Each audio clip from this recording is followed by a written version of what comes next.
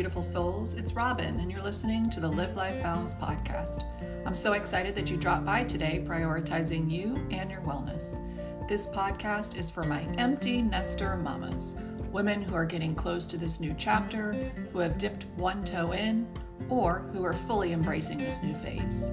This is for the mamas who are ready to take back their health, to live their best lives. If you're looking for an authentic, supportive community, you're definitely in the right place. It's a space for us to learn how to prioritize ourselves again. I'll be your guide, pointing you to ideas and tools that you can experiment with to see what feels good for you. You'll also hear guests talking about their journeys and what's worked for them.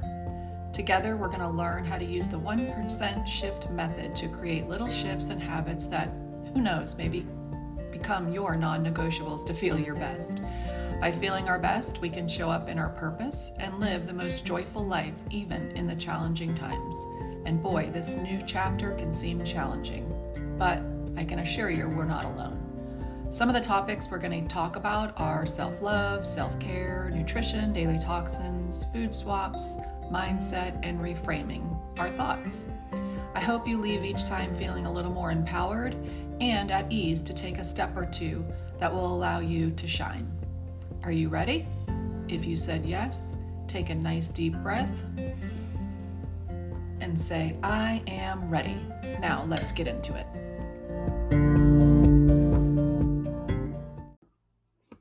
Hey, welcome back to the Live Life Balance podcast. Today we're going to be talking with Kim Muench. She is a certified conscious parenting coach through Jai Institute for Parenting. She's also the founder of Real Life Parent Guide, who specializes in working with parents of emerging adults. Kim knows moms are an emotional barometer in their families, and she is passionate about educating, supporting, and encouraging her clients, moms and dads, to raise adolescents with intention and guidance rather than fear and control. Kim's 3 decades plus raising her own 5 children and years of coaching other parents empowers her to lead her clients with compassion and without judgment into a healthier, happier, and more functional relationships with their kids. She is also a self-published Amazon #1 new release in the parent and adult-child relationship category. And her book is called Becoming Me While Raising You, A Mother's Journey to Herself. She is sought after and frequently speaks on topics related to conscious parenting. She's been on Fox News Radio. She's been on television stations in the Texas and Oklahoma area. And she's been on many podcasts. We're so excited to have her here today. Her mission is to spread the movement of parenting with rather than parenting over children. I think that you're going to get so much value out of this episode, and I can't wait to see what y'all's takeaways are. So without further ado, let's get into it. Hi, Kim. Welcome to the show. Thanks so much for coming on today. I am super excited to have this conversation with you, Robin. So for those of you who don't know Kim, I found her on TikTok, and I've been following her for a long time, and I know this conversation is going to be fire and you guys are going to get a lot out of it. So without further ado, we're just going to start right in. So Kim's going to give us a little background about how she became a parent coach. Yeah, well, it comes from natural experience. I have 5 adult children at this point, and I had my first son at the age of 18. So just after my freshman year in college, I left college and became a single mom. And then a couple years later, got married to my current and only husband I've ever had. And together we have 4 additional children. And so at this point, they are ages, my only daughter is 18. And then I have sons that are 20, 25, 30, and 36 years of age.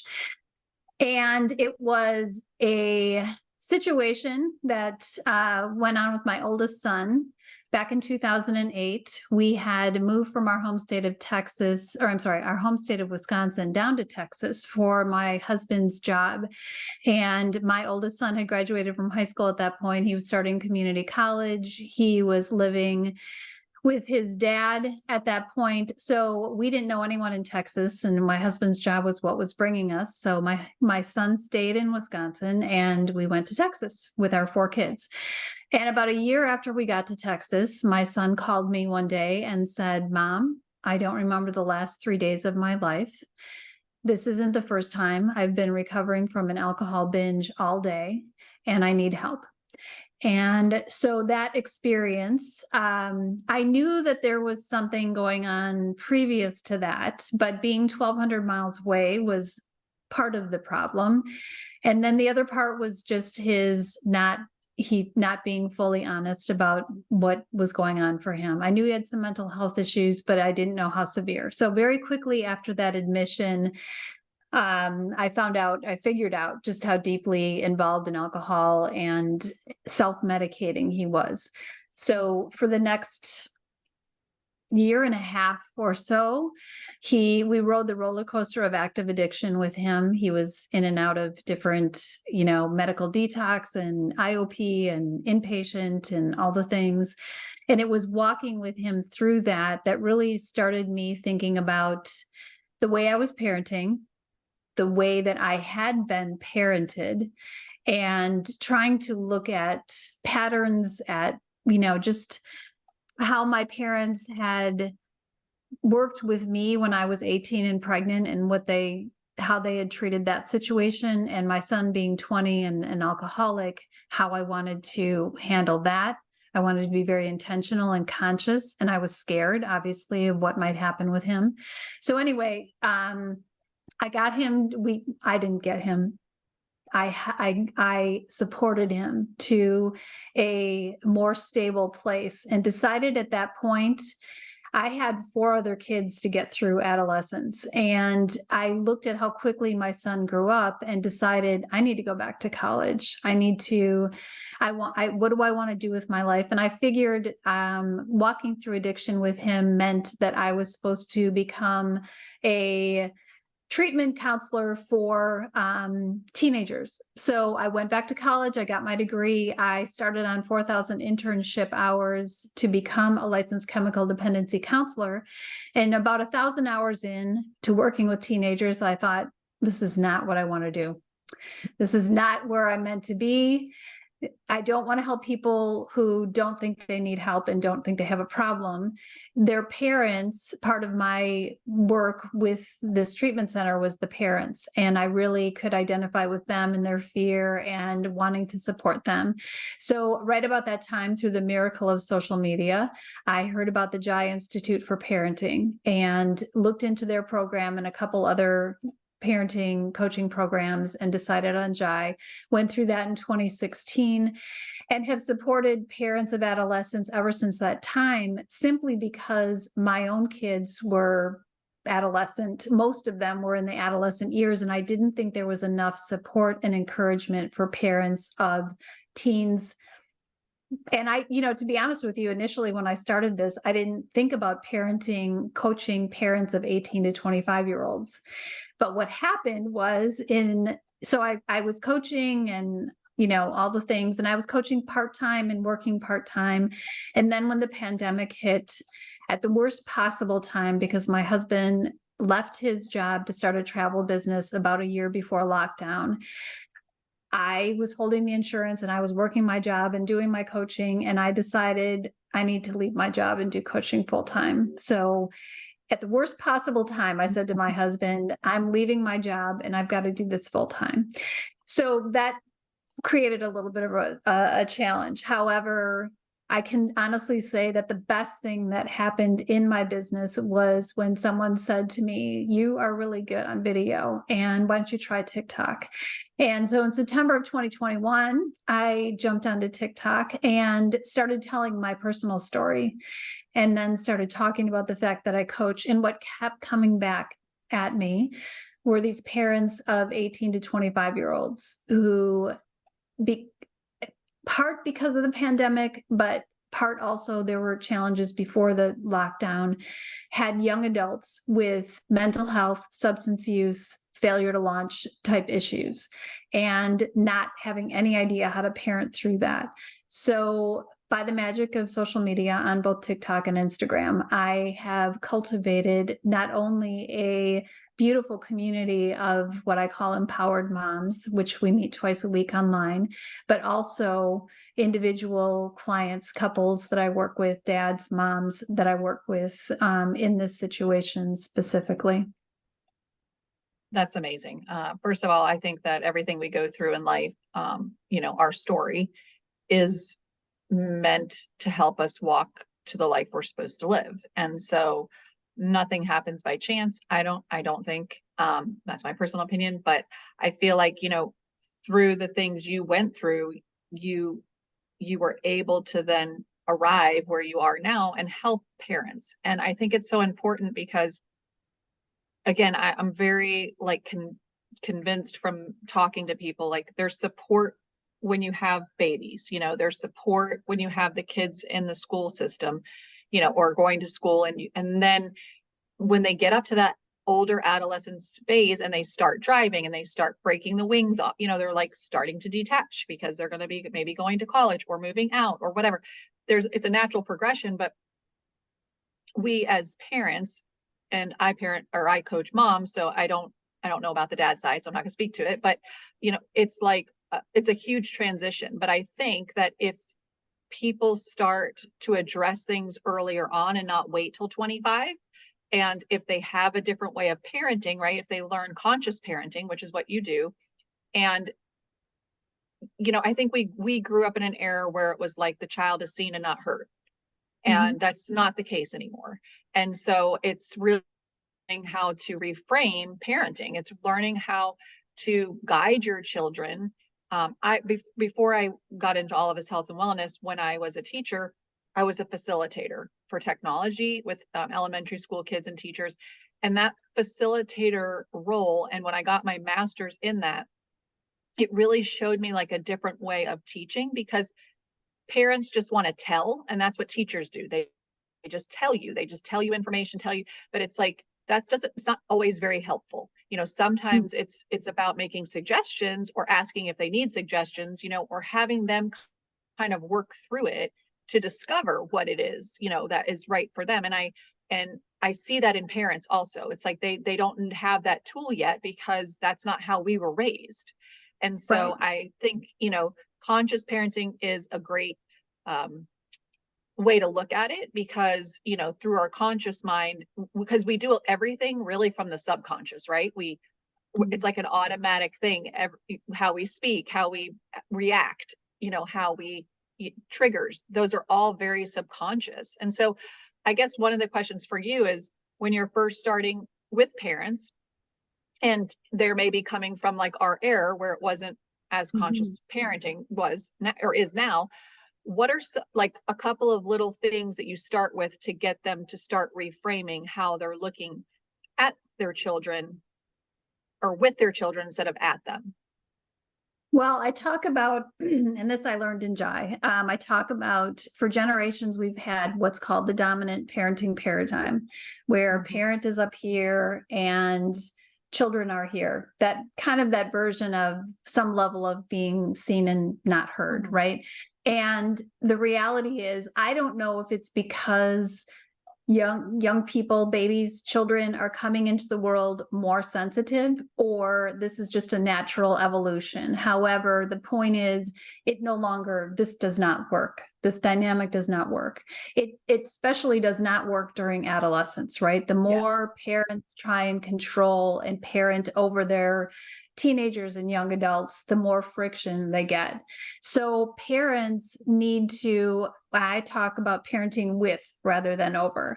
Mhm. And then people get freaked out about that and they like think I mean friendship. And that's not necessarily what I'm talking about at all. I do not think you should be friends with your teenager, or, I think the ultimate goal is to have a long-term lifetime relationship with your adult children where it feels more like a friendship, because you Right. have a mutually respectful relationship.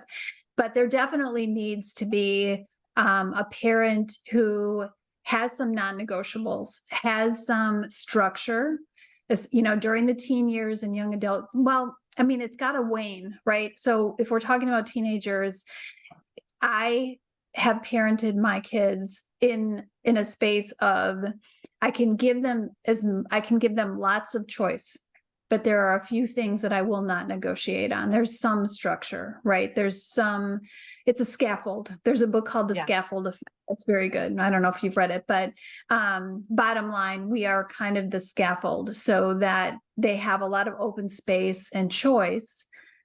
But there are a few things that for their safety and protection, we would not allow. They're not negotiable.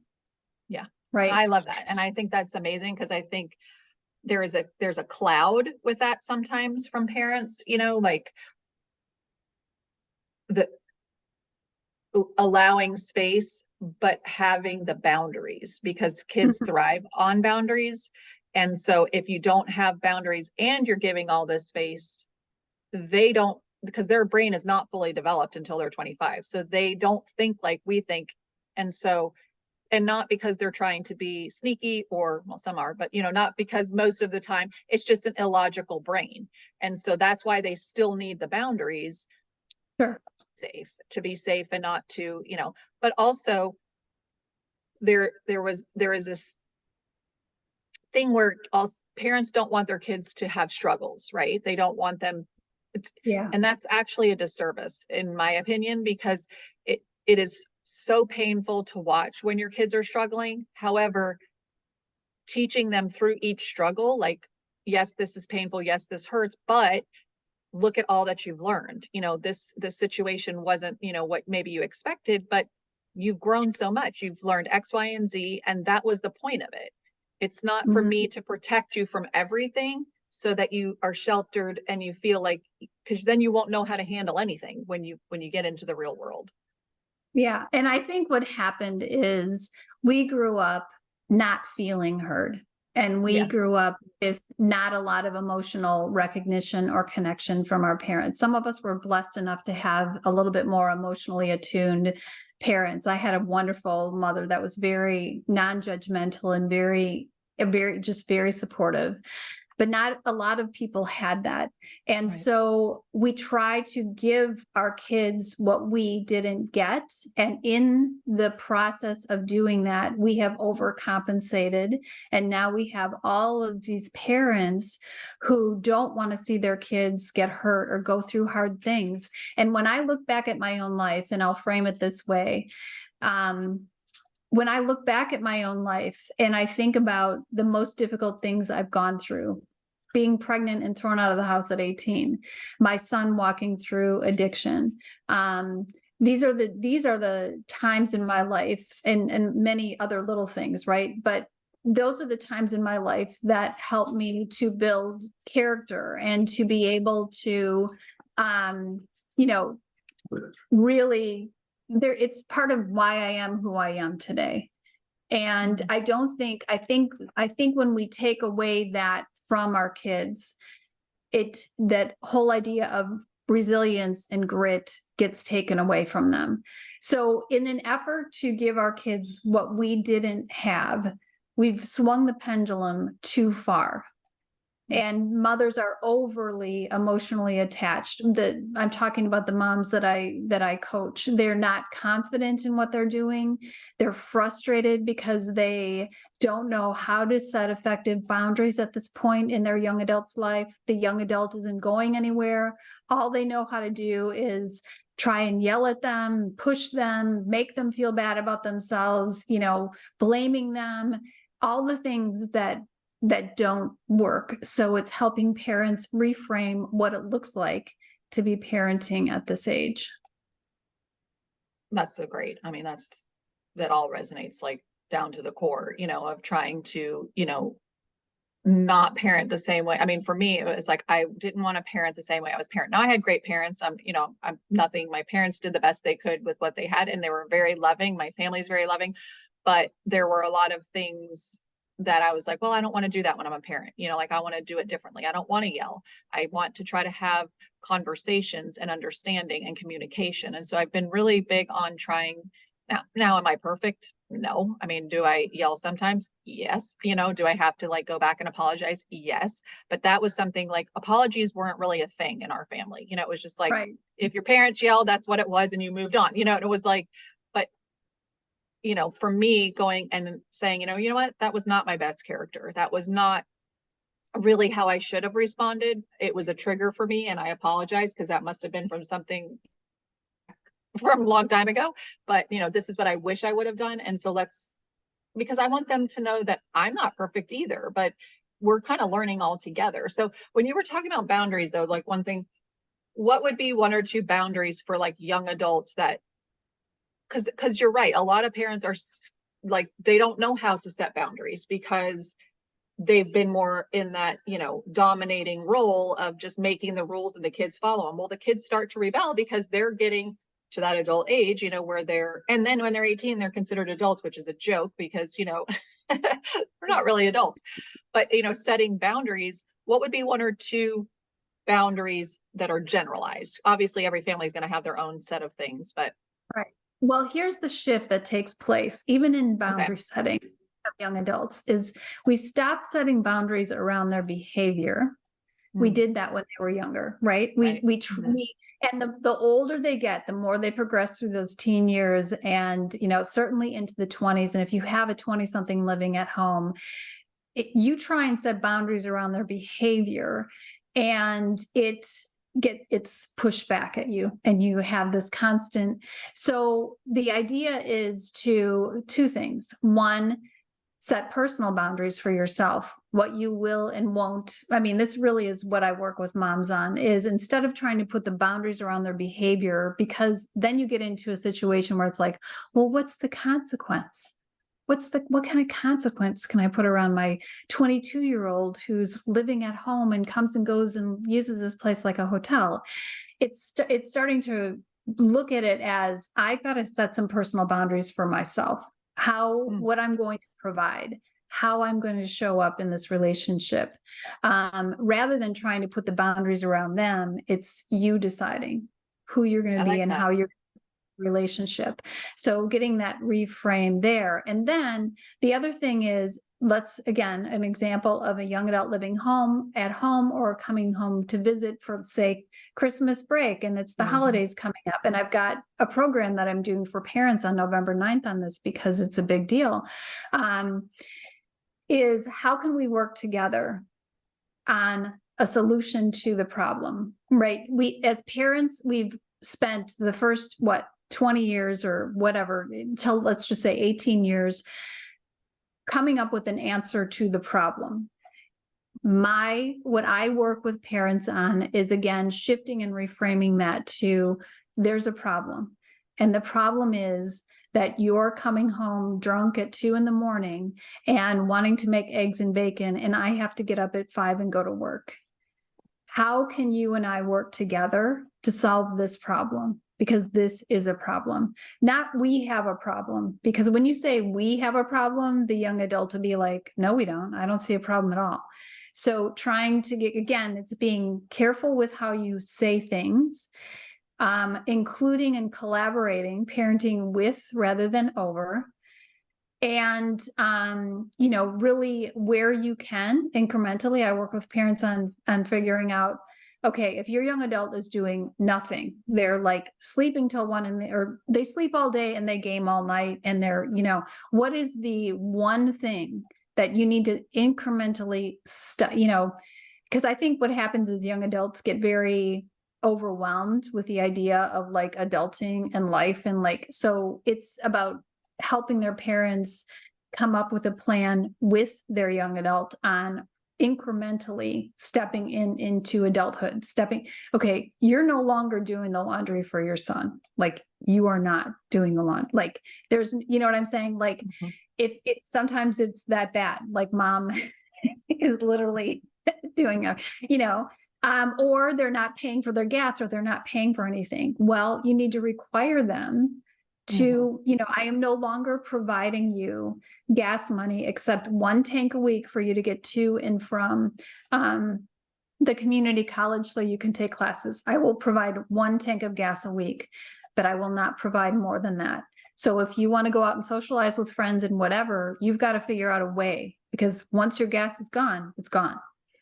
But when you're saying all of this, it's making me think, that kind of stuff should be backed up though. That should, to me, it should be backed up to like, well, not gas, well, gas when you're 16, if you're driving at 16, it's like, that's where I think some of the difficulty comes with the adult or the, 22-year-olds that Yeah. haven't had that breakaway yet. And it's like, Yes. we have the same rule in our house. My daughter, she drives to school. We will give you one tank that gets you to there and back for the month.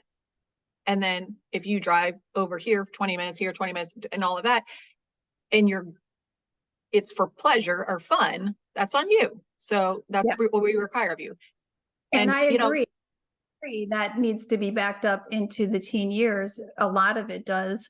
I happen to be working with parents who haven't, they've overcompensated. Again, they've done too much. And at this point, they realize that, or sure. they're afraid, quite frankly, a lot of them are afraid their son or daughter's mental health. They have anxiety, they have depression, they may have tried self-harm. And the Right. parent is, obviously deeply afraid of Yes, I can putting see too that. many consequences into place, because what if my kid, hurts him or herself? Yeah, So it's working with it's holding space for the parents' emotions. sure. It's Yes. listening to understand where they're coming from, listening to help them create an appropriate plan for their young adult. That's why I really hesitate to ever say, first you do this and then you do this and then you do this, because everybody's family is different. There are some common Yeah. threads, but everybody's family is different. Yeah. No, that's very true. And one of the things, first of all, is giving grace. I think, moms, and I know you also work with dads, but moms need to give yourself grace, because we do the best we can with what we have until we know better, Yes. and nobody does anything with an intention of creating a mess with their children. I mean, I don't believe that, 99% people are not doing that. That's not why they came to parenting, but parenting is no joke. And there's a lot more on these kids, demand wise, social media wise, mental health, that we ever had. And Mhm. it is what it is though. And so it's like having to work through, and for us, it's new. So we're trying to navigate this new life of social media that we never had, thank goodness, and it's like trying to get them, it's a lot of conversations, like, because they have a lot of internal stuff we are not aware of. And so it's for me, especially, just with my kids, I always, if I see something on social media, I'm always, what do you think of this? Like, how does this resonate with you? Because I'm a parent and you're a child, but this says something different to you than it says to me. But I'm curious, like, what is it that you see? And it's very interesting, like their responses. So again, I think also like getting in the mind, like trying to come, Yeah. Get yeah, like curious about in their what's perspective. Yes. exactly, because ours are very different. I think one thing when I work with empty nest moms, I think the big thing is a sadness. They're sad that their children are going away. They're happy, of course, but they're sad. And I think, that first time they come home, like you're saying, the holidays, that's like a major shift in the parent-child relationship, I think, because if they're going away somewhere, for a semester or whatever, that first semester, they're living on their own. They're coming and going as they please. Really, they're not really, they don't have a curfew, all these things. And I specifically remember when my older daughter was coming home for the first holiday season. Again, I know I told you this, but like I pretended she was at camp. So when she would come, when in my mind, I was envisioning her coming back from camp and it was going to be the same, and it definitely wasn't, because she had lived on her own for a semester, even, with the ups and downs and the struggles and all the talking we did. She was very different when she came home, and she felt it. I felt it. There was a lot of tears, it was a lot of stuff, because she's like, well, what is it going to be like when I come home? And I'm like, I don't know, it's going to be like normal. But to her, there was a lot of like anxiousness around it, because, and again, we weren't like super strict with, like we had, it was more respect. Like, if you're going to be somewhere, just give us a call and let us know. Yeah. And that's Yeah. just safety, but Yeah. it was an interesting dynamic. And, I learned a lot from that first year of like but now, 3 years in, it's great to see, the relationship that we've changed and built together.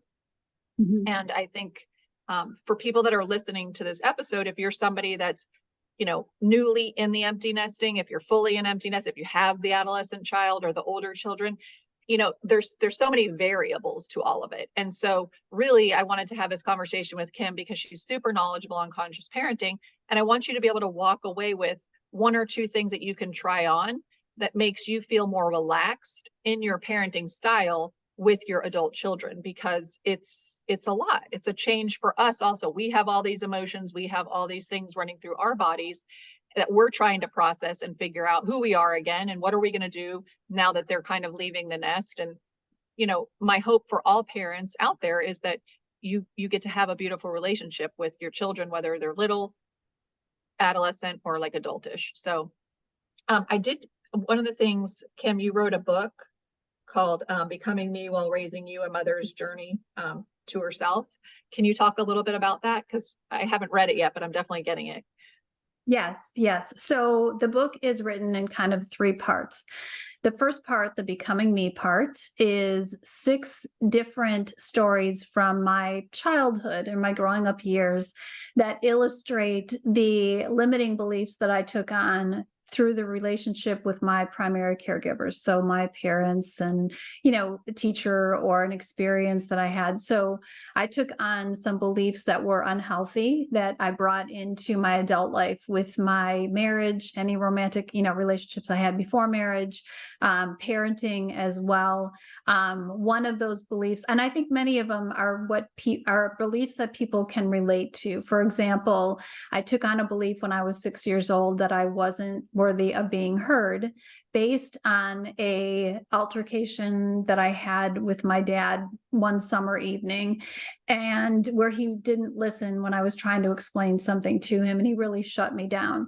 So therein became the belief that what I have to say doesn't matter. And so I operated with that unconscious belief, and it played out in friendships, in romantic relationships. I wouldn't raise my hand at school. Like, I just kind of shut down a lot. And I think a lot of women and men can probably relate to that belief.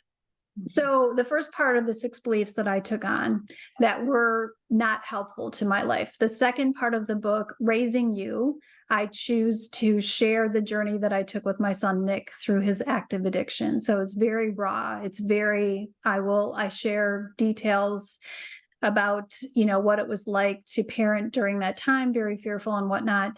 The third part of the book is where I work on and share how I went from the limiting beliefs of, for example, I'm not worthy of being heard, to what I have to say matters.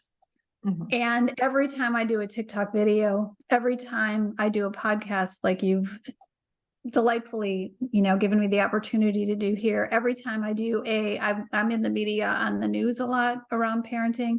Every time I show up and do something, I validate for myself this new belief that what I have to say matters.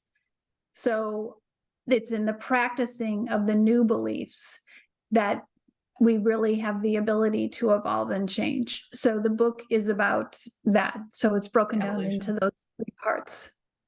I love that. And I absolutely so relate to that. And I do think you're right. I do think a lot of people have these limiting beliefs that they might not even know are limiting beliefs, because maybe they're not sure of what a limiting belief actually is and all of that. And I love to help people reframe things because it's so empowering. And one of the things, like you, when growing up,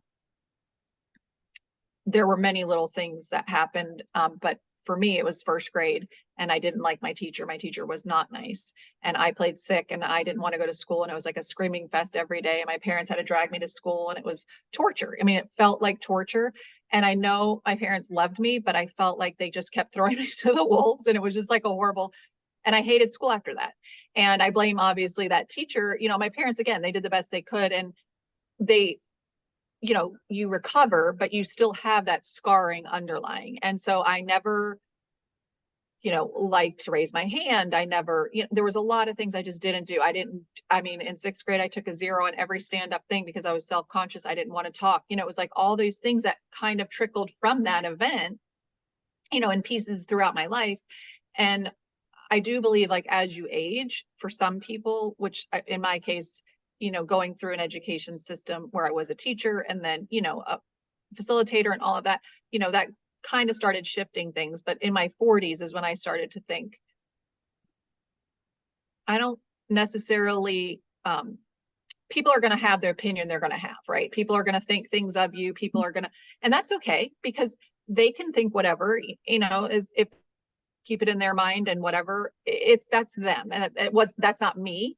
And so that was kind of my first, like, I don't really care what other people think, as I was walking through the health thing, you get a lot of kickback, like, oh, you're not going to eat that because it's this, that. And I'm like, no, I just choose not to because I don't feel good when I eat it. So why would I do that to myself? It was so, but a lot of that was using your voice. And that was really, really hard for me. But having my kids, I was like, guys, this is something you can say so that you don't have to feel like uneasy about saying whatever it is we want to say. And so that was good for me. That was a little bit of my reframing. And then this podcast really, for me, has given me a voice to, and it's not because I know everything, because that's not the whole point of the podcast. For me, is to curate information, to have people on like you, so other people can take bits and pieces away and add value to their own life the way they feel it should be for them, not because I say it should be, because that's not how. Just like in parenting, like wellness and all that's the same thing. It used to be the doctor here and the person down here, and it's not anymore. It's kind of like you got to advocate for yourself. So, so a lot of that stuff just really resonates. And I think your book's going to be fantastic, and I cannot wait to read it. Before we kind of wrap up, I always ask, well, first of all, do you want to add anything before we get to your non-negotiables?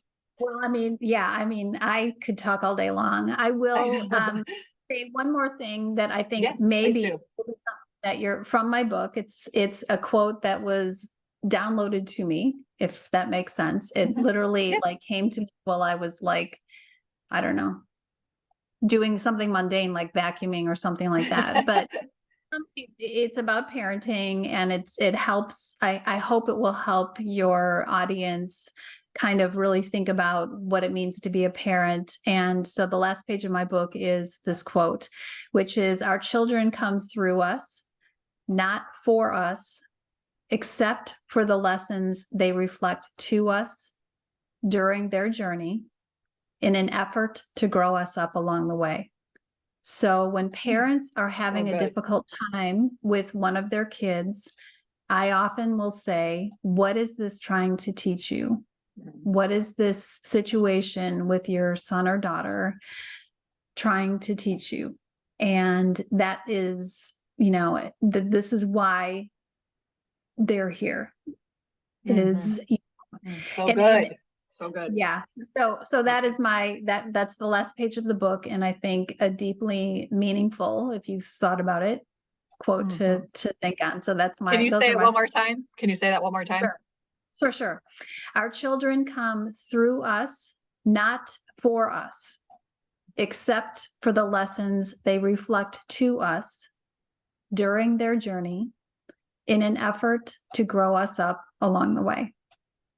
Oh my gosh, chills. Ooh, it's so good. It's so good. Oh, yes, that's amazing. And yeah, you're right. That's so true. And I love it. And I think that's the other thing is, for moms out there that are, on the parenting struggle bus, sometimes, we all go through it, looking again at it from like, what are you learning and how is it changing you as a person? And, because those are gifts, really, they really are gifts. And it does shape us into better humans, if we are willing to listen and willing to take away stuff. And I love learning from my kids. I tell them all the time, like, I don't know everything. I certainly don't know everything, but you can teach me a thing or two. So, all right. Well, thank you so much for coming on. And for those of you listening, I am starting the Empty Nest group, and I hope to have Kim back to coach us a little bit more through a couple of topics that I really have on my heart, that I think she would be amazing at. So that'll be coming next year, and starting in January. Before we end, I like to ask all of my podcastees for a couple of non-negotiables. So I am in the wellness space, of course, but part of wellness is not just things, that feed you on your plate, but really we talk about the primary foods, which are things that feed you off your plate. So in any realm of health and wellness, what are a couple of things that, Kim, you live by daily to make you feel your best? I meditate every morning for 10 minutes with the Daily Calm app or the Calm app. And I usually listen to the Daily Calm, which is a guided meditation. And I will meditate a couple other times during the day too. However, that is the first thing I do in the morning. The second thing I do is workout. I joined a women's gym earlier this year. And I go and do a strength training or, cardio type class. So I do those two things. And then at the end of my day, I have a glass of Chardonnay. I have a glass of Chardonnay at 10 o'clock at night. I watch HGTV for an hour, scroll on my phone, answer TikToks, answer comments and whatnot. And so that's what I do. And those are the three things that feed my soul every day so that I can get up the next day and be the best wife, mom, human being, coach that I can be. That's awesome. I love that. Those are like so spot on. We can't get enough of, a little bit of strength training when we get into this midlife age. But thank you so much again for coming on. This was an amazing conversation. I know that the audience is definitely going to be leaving with a lot of things to think about, meditate on, and start to apply to their own lives. So until next time, thanks for coming, and I'll talk to you guys soon. Thank you. I loved that episode. I'm so glad and thankful that Kim came on the podcast and shared some of her wisdom with us. A couple of the main takeaways that I felt were beneficial for all of us were, number one, parenting with awareness. Conscious parenting involves being aware of your beliefs, your behaviors, and your emotions as a parent. It's about being present in your interactions with your child and understanding the impact of your actions on their development. Number two, setting boundaries. Boundaries are essential in parenting, even with adult children. Instead of setting boundaries around their behavior, parents can focus on personal boundaries, deciding what they will provide and how they will show up in the relationship. Setting boundaries helps both parents and children navigate the changing dynamics. Number three, collaborate problem solving. When conflicts arise, especially with older children or young adults, it's crucial to approach problem solving collaboratively. Instead of imposing solutions, work together to find resolutions that address everyone's concerns. This collaborative approach fosters mutual respect and understanding. And I loved when she talked about the kids coming home from college and sleeping all day and cooking in the middle of the night and leaving a mess. That was just so spot on. And the last one, self-reflection and growth. Children challenge parents to confront their limiting beliefs and grow emotionally. Parenthood is a journey of self-discovery and growth. Embracing challenges as opportunities for personal development can lead to a more fulfilling relationship, both for yourself and with your children. Again, thank you so much for coming on today and listening to this episode. I know your time is valuable, and I appreciate you finding the content that I deliver to be something that resonates with you. I hope you guys have a great rest of your week, and we will see you next Wednesday. Bye. Thanks for tuning in today. I loved being here with you. I hope that you got something from today's episode. I'd love to hear what resonated with you. Drop a comment below, and if you feel led to, download the episode and share it with someone you love that needs to hear this message. As we continue to spread the goodness of this podcast, I'd love for you to help us by leaving a review on Apple Podcast or a rate on Spotify. As we increase listeners, we will come up more often when women are searching for podcasts to listen to.